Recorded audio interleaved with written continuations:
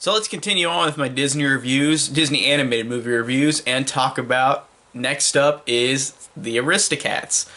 Oh, the Aristocats. This is one I watched as a kid. I had it on VHS, like most Disney movies. I had it on VHS and watched it a lot. This is one of the only Disney movies as an adult. My viewpoint has not drastically changed, but my viewpoint has changed where this is one of Disney's most careless and forgettable movies in terms of animated movies. Rewatching it though, I did find some love for it, but in terms of like as an adult, it is a different point of view watching this as an adult than a lot of the other Disney movies.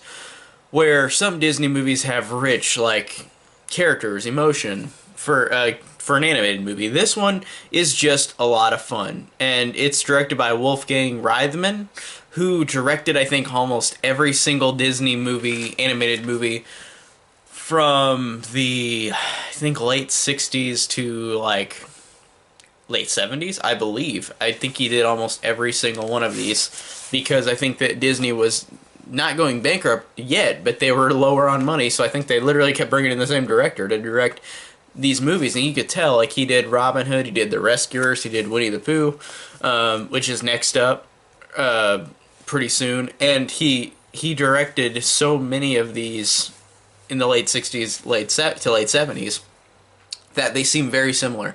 A lot of them seem very careless, and I don't mean that in like a negative way for the most part. This one, I don't feel negative about it, but I feel like, again, watching it as an adult, this one is not as interesting as it was as a kid.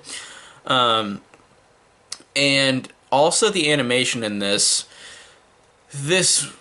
animation in this isn't terrible, but this was definitely a kind of an all-time low for Disney animation for the theatrical films, because this one is very sketchy and very sketchy in how the animation is, the animation style. Like, you could see so many marks on it where it's like you look at the older films where they don't have that at all, and this one does, and it's like they were losing budget, I think, and then weren't able to fix stuff like that.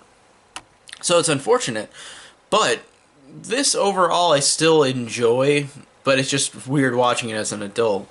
So the story in this basic story is that there's this rich old lady and she's got all these cats, and then the lady is going to give the inheritance to the cats first before Edgar, her maid, a human, and Edgar hears about it and is pissed. He's like, I'm going to have to wait until these cats die, and they could live for like 20 years. So he goes and gets the cats in a bag and tries to drown them in the river. Whew, that's kind of crazy, but he wants that inheritance so bad because the thing, like, I wouldn't want to kill cats. I love cats, but the way I'm thinking about what Edgar is thinking in his head is that so you're gonna have me wait 20 years at least, 20, 30 years, because there's kittens too. You're gonna make me wait 20 or 30 years to have these cats die and give them money when cats don't know what to do with money. So I get where Edgar's coming from. He just shouldn't try to fucking murder cats, but still. And the whole movie, besides that, is just them kind of going along, meeting other characters, dancing and singing. And it's like 101 Dalmatians, where rewatching that as an adult, it does a similar thing with a lot of cute animals. It's a very just a lot of cute animals on screen. So it's far less interesting as an adult than as a kid, even though there are moments I still like in this movie and in 101 Dalmatians. But in 101 Dalmatians, I put a leg up over this one because that one at least had a better villain, Cruella de Vil. In this one, Edgar is okay. Like, he's not a great villain. He's fine. He's dastardly. He's evil. He tried to murder cats. So yeah, I can see why.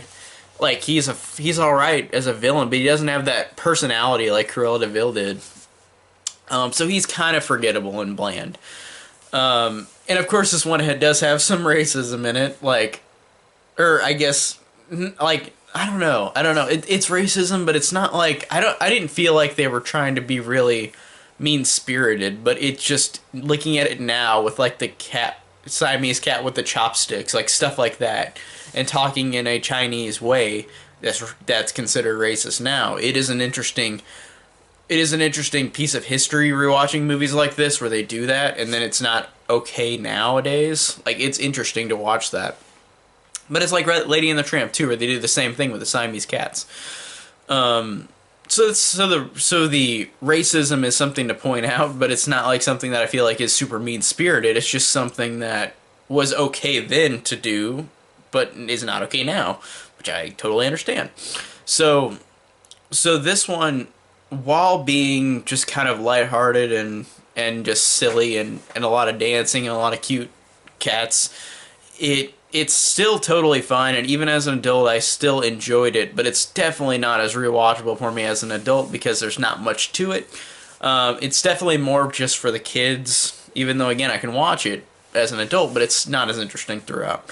So this one is totally fine, but it's not very memorable like as an adult. Like as a kid I enjoyed it a lot. I still think it's fine now, but it's not as great as it was as a kid because that was more or less of a careless movie for Disney. This one is. Which the late 60s, the late 70s did that with Disney movies. They were just a lot of lighthearted and carelessness. So, not in a bad way, but you know what I mean. So that's basically my thoughts on the Aristocats. It's fine. It's totally fine. It's a fine Disney movie that's just more enjoyable as a kid than it is as an adult, even though I like it as an adult. So tell me down below what you think of the Aristocats from 1970, and thank you guys so much for watching.